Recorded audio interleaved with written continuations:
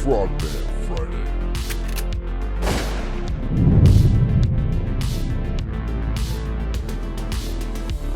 Yeah, boy. What's up, my people? It's that time again. Welcome to the Frogman Friday show. Presented by Transcend, the best peptide and hormone therapy. They put your health first so you can live more and worry less. Go to transcendcompany.com/Birdman to begin your wellness transformation today. Today, our badass guest is David Swarts, aka Dave. Navy SEAL, 20 years of service, Chief Petty Officer retired.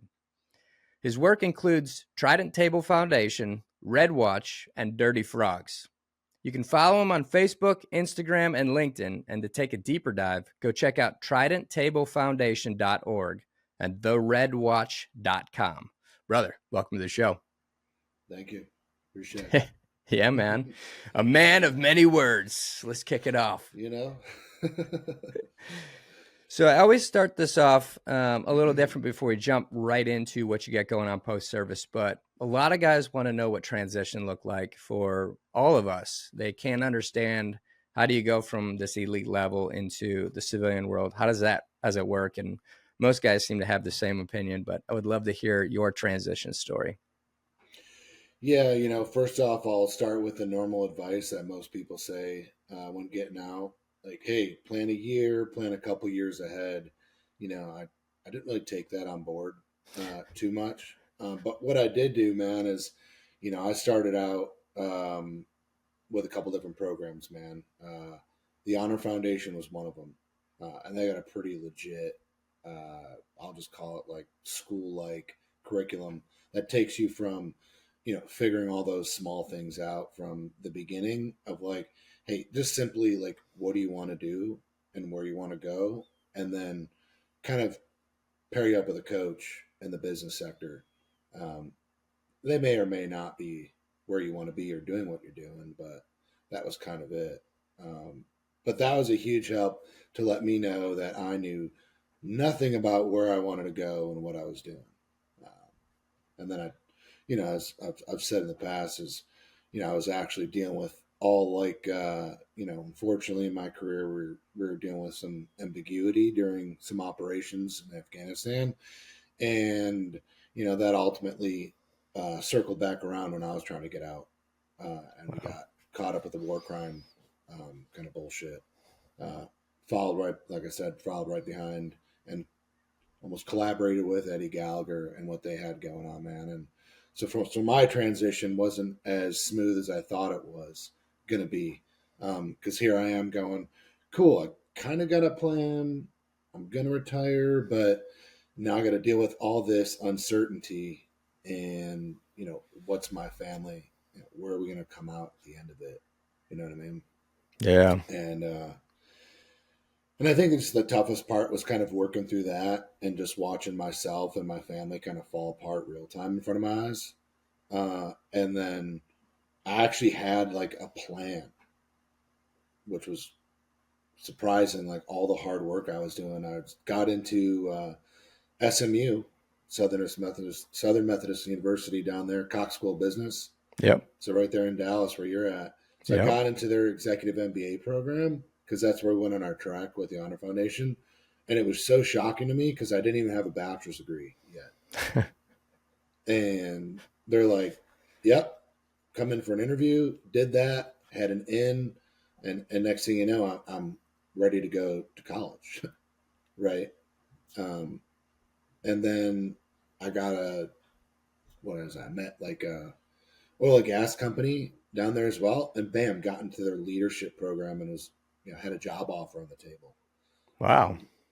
Yeah. So my initial transition was slightly great, but very turbulent. You know what I mean? Yeah. And then comes the separation and ultimately divorce, and then having to stay in San Diego. So all that stuff I had, poof, it's gone. You know what I mean? So Yeah. So from there, it was just kind of like this. Hey, what do I do? I spent 20 years doing my dream job. Yeah. Thing that I was passionate about. The only thing that mattered to me that I was doing. here I was with the decision, like, cool, I'm letting this go, not on my terms, unfortunately. But now I got to find something else that I'm passionate about. And it's taken me a very long time to figure that out. I mean, transition is constant. It was never absolute. You know what I mean? Yeah, I've been out longer than most guys, except I always say that and I'll run into some Vietnam vet or something like that from the teams. And they're like, how long you been out? I'm like, all right, I get it. You've been out longer. But right. What I've noticed is we do miss the job because it is an incredibly fun job. Every part of it that we do is unique and it's very cool, but it really is the community and you don't ever lose that. And it took me a while to learn that, really understand that, but brotherhood's still brotherhood. It might not be as thick, but it's still, you got it anytime you want. And I can go dive or skydive or blow stuff up in Texas, legally, and I can shoot guns. So it's like, I'm not missing a whole lot of that stuff, especially room inspections or, shaving, all good. Right. But yeah, man, you had quite an interesting transition. And, but you have seemed to pull through it all and actually build out to where you've put all this stuff together. So I want to dig in real quick. The first thing I want to start out with is Dirty Frogs, because I think it's hilarious. I love the name. I definitely thought about it being something different. So fire away. What is Dirty Frogs? Why did you start it? And what do you do? So Dirty Frogs started out as this idea that I had. And I'll go back a little bit on the story here is when I was still, so I did most of my career on the East Coast. I did like 15 years. So, I'm still married, just had my kid, my daughter, and I'm over at one of my best friend's house. And we go over and we're having dinner and he's like, yeah, man, I'm making smoked salmon. I was like, okay, cool. Like, I don't really put it together. But next thing you know, he brings out this like cedar plank with salmon on it. And I'm like, wow, it's all just smells crazy good. And Yeah. I had it and I'm like, looked at him. I'm like, dude, what is that? What'd you do to it? And I have to know. And for me, I always kind of cooked, I went to high school, I worked in a couple restaurants before I like got out, decided to do some construction during the military. So I knew how to cook a little bit.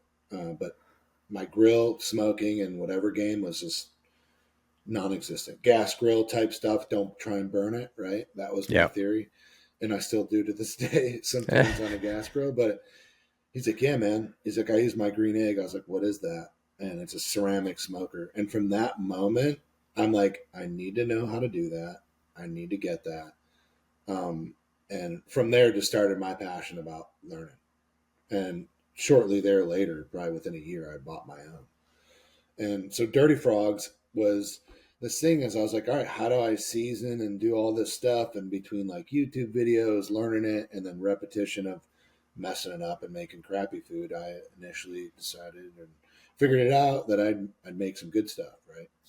So I want to do my own seasoning and my rubs, and that's kind of like where I was thinking about it, man, is I got to make my own rubs, come up with a name, and Dirty Frogs was kind of it, That's and legit. We got some seasonings, man. And, I'll share one of them because they're not done yet. I don't want to give too much stuff away, but our barbecue rub, when I finally get around to making it and producing it's called Frog Hog.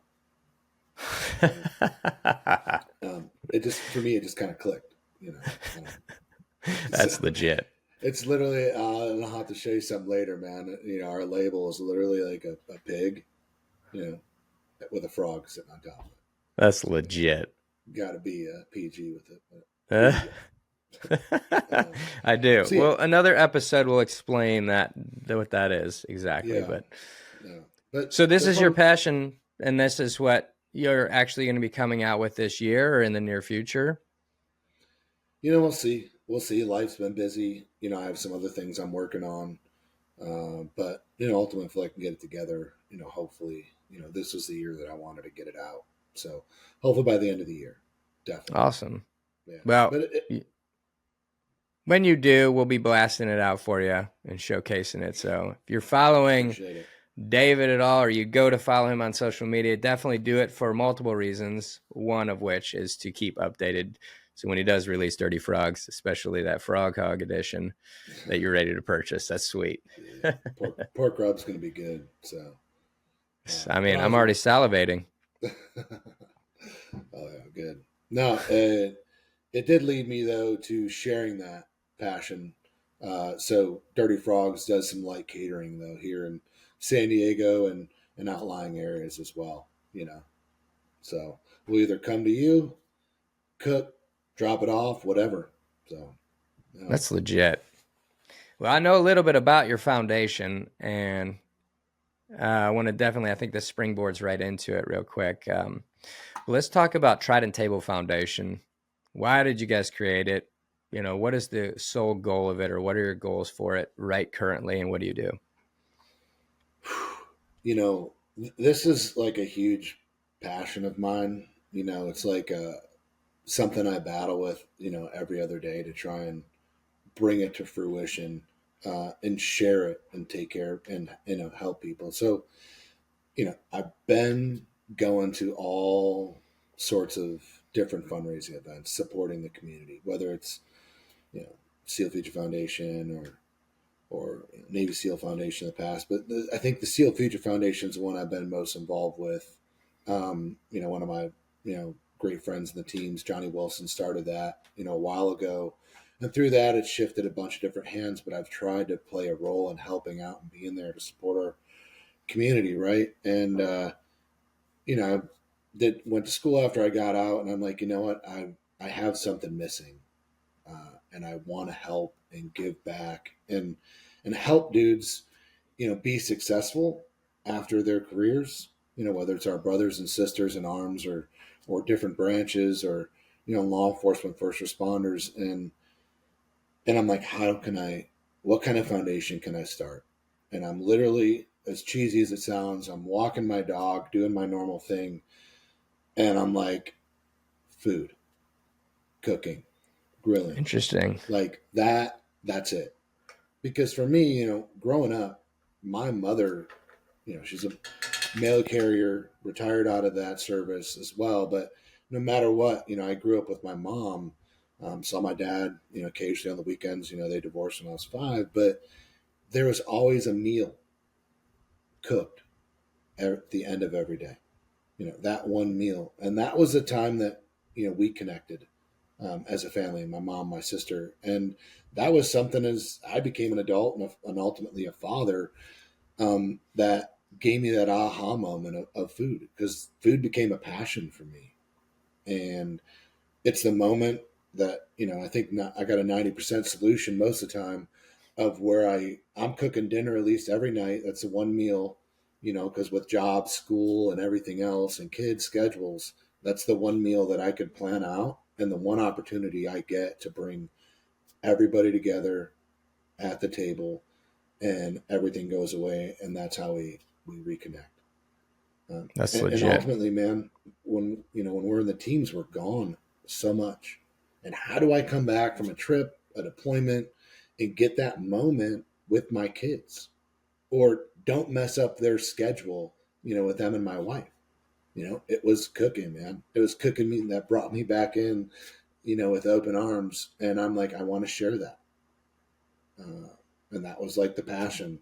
So, we want to take care of SEALs, veterans, their families, Gold Star families, and Gold Star families across the board, man. Law enforcement, first responders, every other branch of the military. And the reason it's a little bit keyhole is because I knew immediately I can affect the community that I'm surrounded by and kind of bring that direct impact. So I'll leave it there for a moment. Well, that's legit. Well, talk to us about your programs. Okay, so obviously you've taken your passion and created and brought it into a purpose to serve others.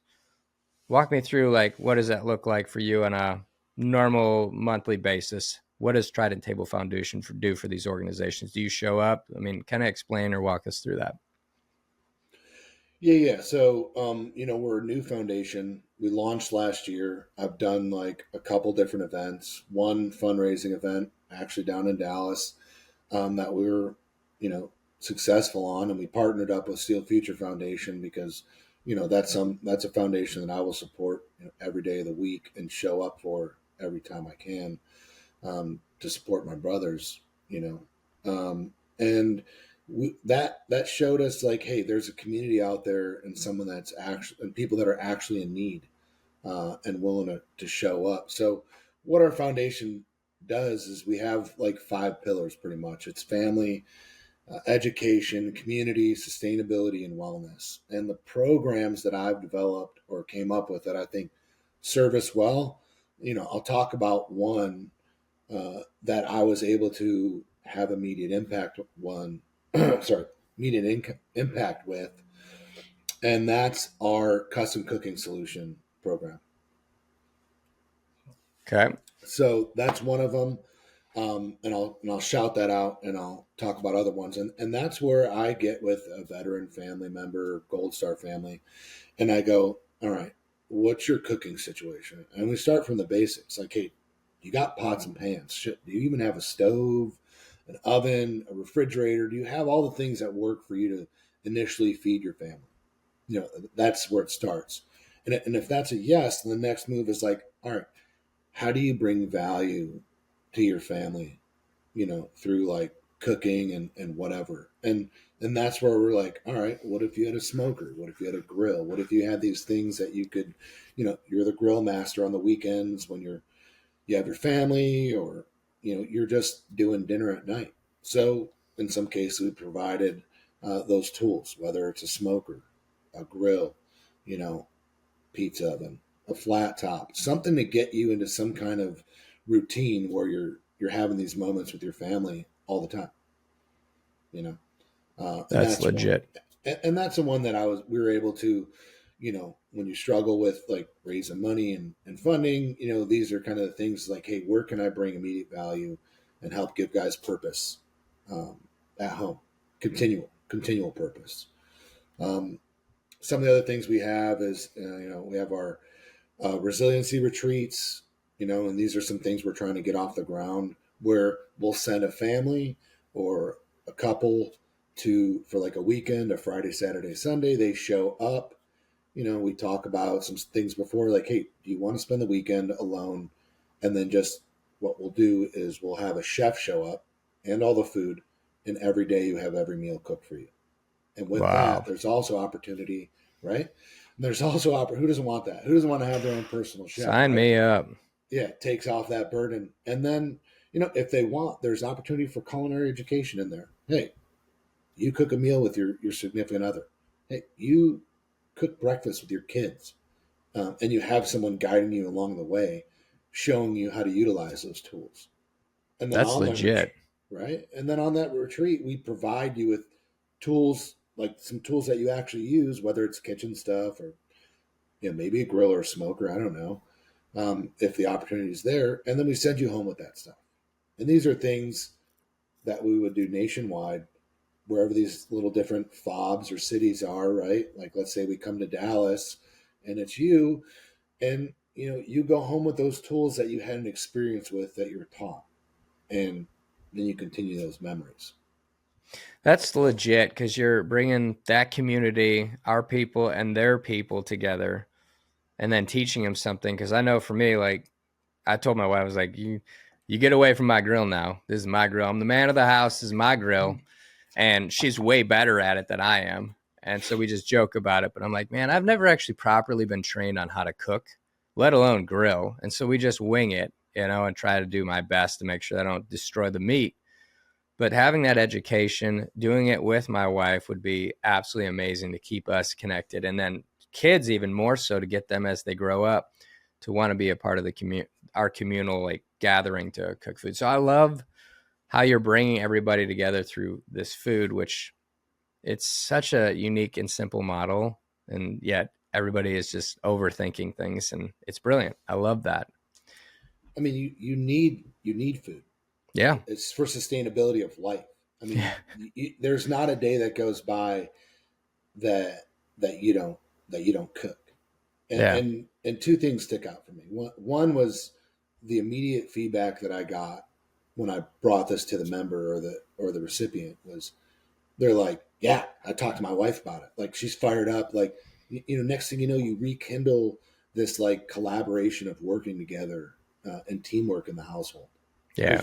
Because, not everybody, wants to like hop on the grill, but if your spouse does or your kids, like my kids jump in and my daughter, she's starting to cook her own food and asking me things. And it's those moments that I get back with them. But it reminds me of why I started cooking way back in the day. When I was a single like team guy, I was like, hey, if I don't learn how to cook or cook a meal, like I'm not going to eat well and I'm not going to eat at all. Yeah. So it was like a necessity, right? Um, yeah. That's And that just legit. brought me right back to that moment and seeing it happening for other people immediately, which is just like, yep, this is going to work, man. This is going to help people and it's going to stick around. That's so cool. All right. So you started it a year ago. You're officially a 501c3, so people can donate, get a tax donation, tax write-off for it. What are some of your gaps, limitations, and where do you need the most help? I would say the thing that I struggle with the most, personally, is two things. It's fundraising immediately is kind of like the thing that I struggle with, and the reason why is, I'm also a single dad of two. I do have to have a day job. I live in the most expensive city in the nation, I think, San Diego or whatever. I live a little outside of San Diego and Ramona, but it's like, it's not much cheaper at all. And in some cases, it's more expensive in some ways. Um, but it's managing the foundation and building a community and getting other people involved for support. I do have some people, unfortunately, I've had some people in the past when I first started it, and I'm like leaned on them heavy for their experience and help, and it turned out they just weren't the right people in my circle, unfortunately, and the right people to support me. I mean, I'm sure you maybe from experience is some people come in with open arms to help, and they turn around to be like, well, if this serves me, I'm involved. If not, then Right. let it be. Everybody wants to wear the t-shirt. Very few people want to actually put the work in. Yeah, it's kind of like, yeah, I'll leave it at that. But for me, right there, it's getting the word out, and I've spent the last 6 months or so since our event, figuring that out, like spinning my wheels and like trying to be slightly successful at life, so I could have a roof over mine and my kids' heads, and also getting the word out there so I can make an impact. So I would say fundraising and community is kind of like the two toughest things, especially with the times that we deal with, just in our own economic issues in our country. Yeah. So, navigating that, I think those are the two biggest. I've just been also fortunate to have people that are on board, like Tim, my girlfriend, my friend Jason, who's a chef as well. That's part of the team that believe in it and have kind of the same passions. So, I'll leave it right there. Sweet. Well, I will help you offline. We'll talk after this because I have some ideas for you and some people you need to meet. But for all of those who are listening right now, very different take on charity aspect, because typically charities you hear are helping the individual or the family based off of some type of mental or physical injury. And I've never heard of a charity, and I've been in this space primarily for the last 14 years of my life, so I know it quite well, that does this unique scenario where they come into your house, they cook your food, they teach you, and they also enable you with specific tools so that you can continue to keep communal with your family and carry this out. So if you can find it in your heart, go to TridentTableFoundation.org and make a donation. It would be greatly appreciated. These guys are not $100 million a year charity, so they do feel the donation every time one comes in, and we'd be truly grateful. Started by a veteran and run by veterans. And I'm getting involved for sure because this is cool. By the next time we talk, I'm going to be a better version of myself cooking wise and grilling wise. But yeah, help make, if you can, go to the foundation's website, which we'll have up on the links, make a donation if you can. And then follow them on social media, because brand awareness is key. There are 40 plus thousand veteran first responder charities out there in the nation right now. There's a lot of duplication. And you do have to be smart about where you put your money. So, we would ask kindly that you would consider making a donation towards this so he can continue his mission set here. I love this, man. I love the idea of what you've put together here, that it's very sustainable. And if you have ideas or you're in the San Diego area, or doesn't matter, you can be anywhere in the country, you have ideas, you want to jump on, get involved, be a volunteer, go ahead and reach out to them through their website, contact to help them out, expedite and grow this organization so that more Gold Star families, more families can actually stay connected, get connected through the household and the meals. So this is legit. I am fully going to help you out here. And I could talk about it all day long, but I know we're going to talk a little bit about Red Watch, but great job on the foundation, man. It's pretty sweet. I was going to, just a shameless thing here to throw in, on our programs page, we have multiple other programs where we're not only just helping like the families, we're helping individuals as well, man. We have multiple different programs, but I would say go to the programs page for sure, because there is other opportunity to help out as well. So legit. All right, we'll blast all this stuff out so people get a good view on it, and then $100 is a really nice starter donation. $1,000 even better. If the more you add zeros to the back of the number, the better it is for everybody. Just saying. So plus the nicer tax write-off for you. So all right, we've said our piece there. Yeah, I know. For some point, I have to shout out, like, we got an event coming up too here in July, which is going to be phenomenal. So we'll blast it out for you. We'll make sure everybody knows on our side the event and where it's at and all that. Let's get into Red Watch here. So I'm excited about this one. I've heard a little bit about it, but I want to hear it from your mouth. Talk a little about Red Watch. Why was it started? What do you guys do? Yeah, so Red Watch is an interesting little venture. I mean, it just started like months ago, honestly. I'm sure Tim gave you a little bit of brief when you were chatting with him, but initially started like my background after I got out, and over the last couple of years, I was working as a contractor, doing firearms instruction, stuff like that. Did plenty of that in the teams. I ran, cells that did more complex stuff than that as well. While I was in, but it was that you kind of mentioned something earlier about interacting and supporting the guys and being excited when you see them. And for me, this was we were working in a pipeline for EOD as part of their basic pistol rifle stuff, and we worked with the platoon, so it was pretty cool. So I moved away to North Carolina for a couple of years, came back to Cali, found this job, and I'm instructing guys. And for me, it was just awesome watching guys, teaching them how to grow and be successful, teach them SEAL stuff pretty much for the most part. So that was exciting. But where I'm working currently is for BSD Builders. They're a company, they work in healthcare construction, where me and Tim are, and we were putting together kind of like, because they support some of the big hospitals here, like Sharps and some other health, and they're a nonprofit for the most part, something I didn't know about. So we're kind of like, hey, let's throw together a range for one of their, some of their people, do some business development, and it kind of clicked this idea. I was like, dude, they're asking for this. Other people are always asking for firearms training.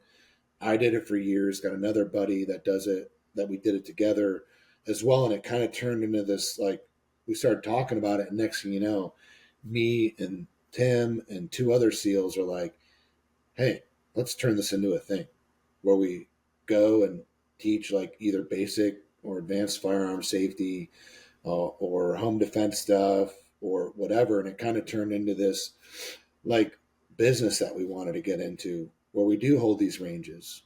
We go help people be successful when they want to protect themselves and learn how to use a firearm, not only correctly, but efficiently.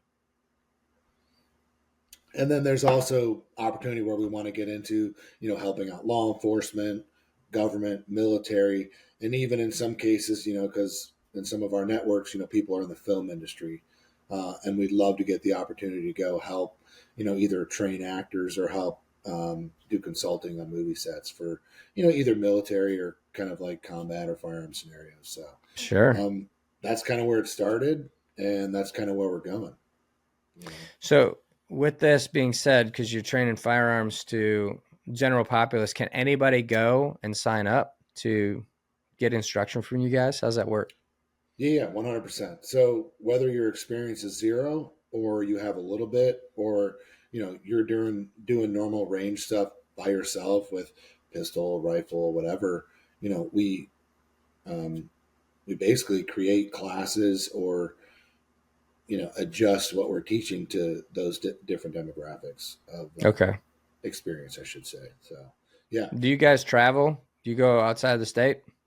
Yeah, we would definitely do that. Right now, it's currently, we're over here in just in like Alpine.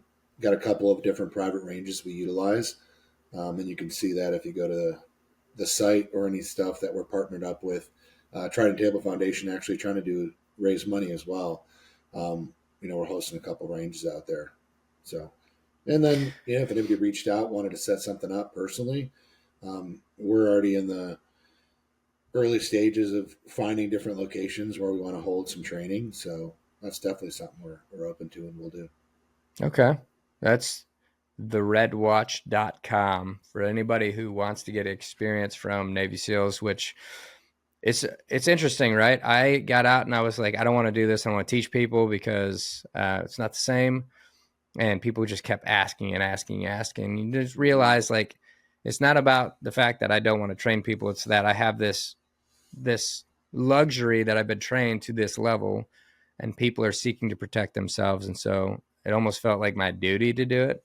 So I do it very small, like scale for just like close friends, but it is legit. And there's a lot of people that need this, especially with the way that things are going in the country and the world right now.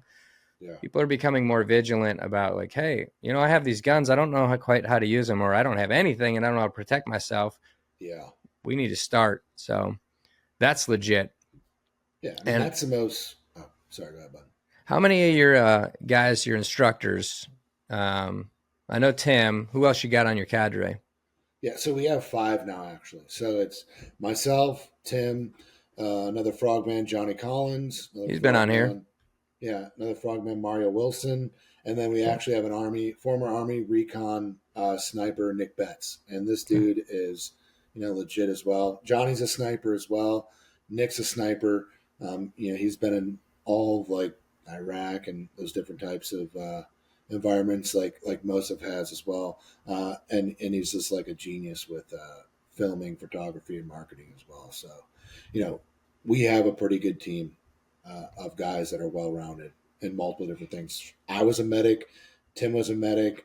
I was a breacher. He was a breacher. I mean, we both all have these different skill sets that come together that make it a great recipe for the stuff you're talking about, man. Because I think with all these people buying firearms and stuff, it's definitely the due diligence to like train these type of people that are going to be out there carrying these things, especially in the environments that we're in or communities that we're in, man. I want to make sure that people are trained, not just walking around with a firearm because they could buy one. Yeah. Yeah. I mean, I know the majority of your instructors, some solid cats you named off right there. Yeah. And such a different look, too. You got one guy that's got a full beard and this beautiful Goldilocks hair that goes all the way down to, God, his ass. And then you're bald and clean shaven. And it's like such a different demographic. And I always find it interesting, too, how all the breachers seem to be muscular and all the snipers seem to be like pathetic and skinny. I was a sniper. So it's funny how that all goes, man. This is cool, man.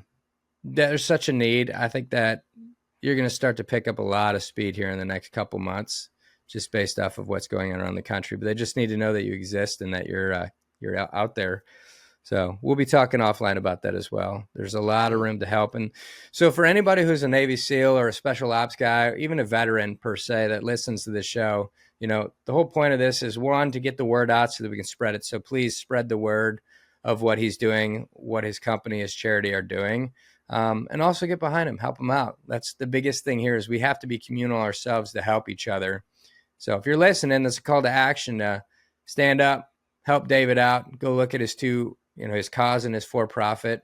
We'll put the links up and see how you can help him. And just a little push goes a long way. So if all of us stuck together and just helped our brothers out, we would maximize our efforts, and we would probably run the world. Yeah, dude.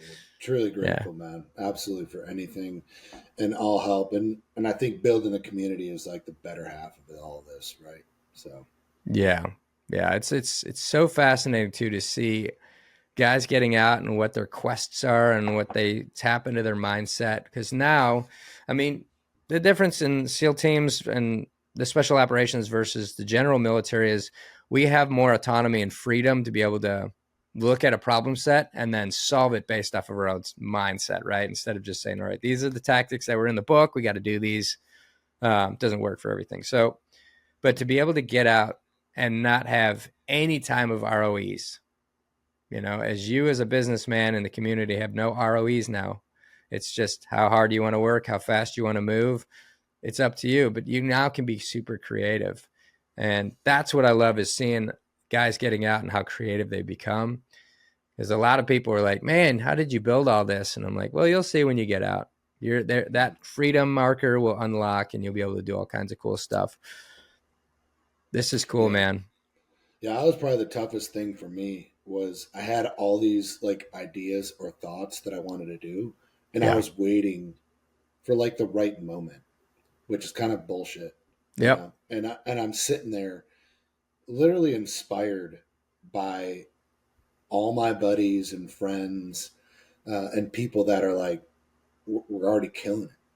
You know what I mean? And I'm just like, what the fuck am I waiting for? Right. To start something. And that's ultimately what I tried to do. And reach my arms out, man, and bring in as many, my brothers as possible to get involved, man. And it's just the synergy of one thing after another that connects into another thing for me, and building that community, man. That's just so awesome, man. And it's so just like satisfying. The beautiful thing too is you can always pull from a plethora of dudes. I find that I would never have been able to accomplish any of the stuff that I have post-service had I not gone to the SEAL teams and, tried to perform to make a name for myself, right? If I would have grown up in Michigan and just went to work in college and then work afterwards, I look at what I do now and I'm like, there's just no way in hell I would have been anywhere close to this stuff, Right. So what a blessing, man. Well, I love this, man. We're going to blast this out to everybody. I'm going to make some connections for you. Again, going back to the two focal points for today were the Trident Table Foundation.org. You can go check them out, see exactly what they do, all their programs. And if you can find it in your heart and you have the autonomy to make a donation, we would really encourage that. And then Redwatch, theredwatch.com, to not only do some pretty high speed, cool training, but also if you don't know anything about it, it's to start from square one and get acquainted with a firearm and know how to use it professionally and protect your family. These guys are at the ready, great instructors, all military guys, and everything. This is something that I really want to touch on. Is for the last 20 years, obviously we've been talking about Iraq and Afghanistan. When you're getting instruction by special operators today, they are tried, tested, and proven. They have all been to combat. They have used their skill sets. There's nothing that I can't stand more than you get some speaker that's up on stage promoting how this is how it's supposed to be done and it's all motivational. I'm like, well, have you actually done that job? And they're like, no, I mean, I found a loophole to where I can fix this. I was like, okay, so you're a fraud. If you've not actually done the job, then why the hell are you up on stage telling people how to do this job? Like, it makes no sense to me. These guys are tried, tested, and proven. You're going to get your great instruction. So definitely consider that when thinking about it. And if you're on the fence about learning, I mean, there's no point in wasting time. There's nothing like the present on learning how to protect your family and keep them safe. So this is awesome. You should consider in the future doing some medical stuff too, because I know for a fact that of all the people that I know, they seem to want to learn first aid, medical, in home. What do I do to protect my family? What's in my toolkit? Where is my medical, where is my medical bag? What's in it? Is it prepped? They don't know any of that stuff.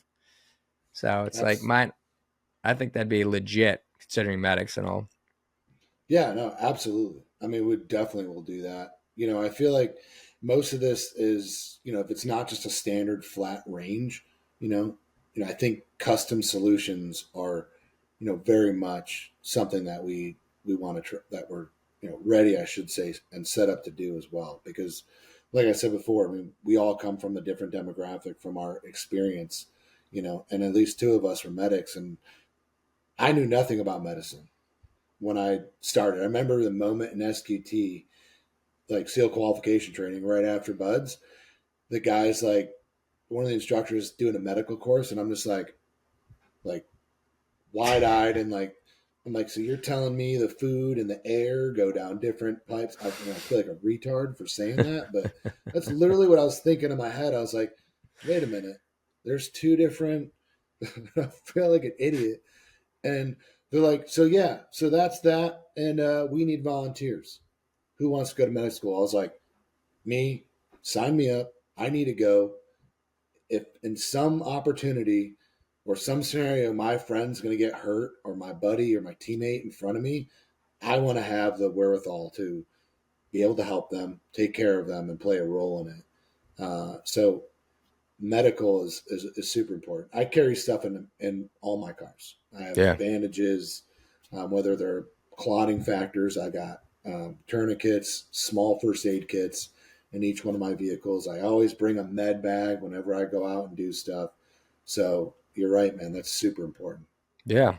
Yeah. We carry an IFAC kit in each one of our cars as well. And getting my wife schooled up to understand how to use it. And that's the biggest key is like anybody can do this stuff with proper training. They can learn medicine, but it's empowering you to be able to do it when you need to. Just the same thing as protecting yourself. Somebody comes at you with a knife or whatever. Are you going to have you put time and effort into it so that you can actually take care of yourself, win the fight, get out of there? So you've got a little bit of everything covered, man. Your offerings for humanity are legit.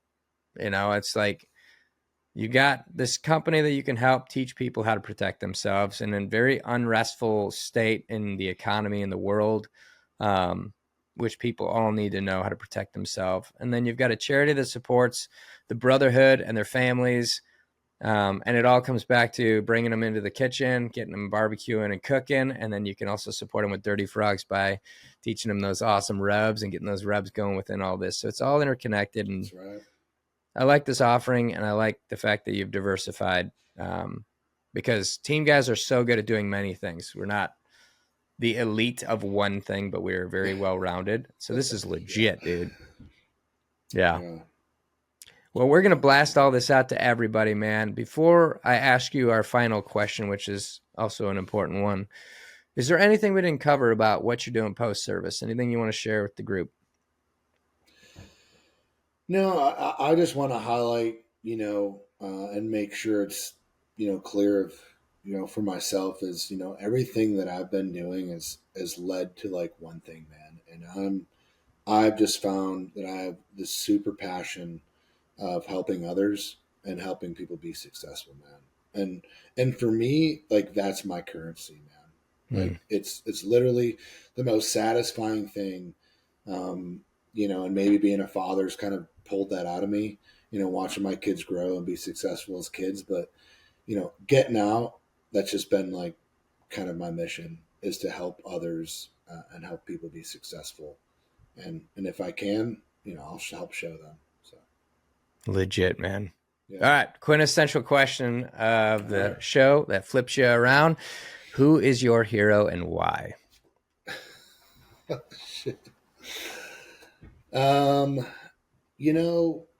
It's funny, man. I don't think I've ever been asked that question before. But for me, it's an easy one. My mother is a cliche or how much ever you want to call it, has always kind of been my hero because she, growing up and in my life, she's been the constant person that's always shown up, constant person that's always been there to offer help, offer advice, and then reach out and give me a little shit if I need it, if I'm not doing the right things, man. And why I see her that way is because she's always played a role in every part of my life and my sister's life. Whether it was like, my sister dealt with a pretty severe drug problem in her life. And I want to say for half or if not all of their life were her kids, she was in turmoil or whatnot. And without question, there's my mom, right? Helping raise, helping be there for her. And even in my times as an adult, when I'm like, I don't have it figured out, I got someone that's ready to show up and has, every day without question, man. So as cliche as it is, man, I think my mother's a person I look up to, all the time when I need that little bit of, hey, get your shit together and just do it. That's where I look, man. That's so dialed in, man, because that's the one person in our world that gives us this life, and so it starts as the most important person. And you're right, moms are very special. I think it's great, dude. You're the first team guy. We've got 96 episodes now, and your first person to actually say that your hero is your mom. That's legit. So shame on everybody else, you bunch of assholes. What's your mom's name? Stephanie. Shout out to Stephanie. That's legit, man. Yeah. Right on. That's cool. Dude, I emulate a lot of dudes and other things, right? But, someone that embodies it all. It's enough. Mom gets enough shout out right now. That's legit, man. Yeah, wow. Well, I can't thank you enough for, you're stepping outside of the community and getting right back into the community. One of my friends, his mentor told him once upon a time, and I use this so dearly and deeply, but you will make more impact from the community that you just came from outside of it than inside of it.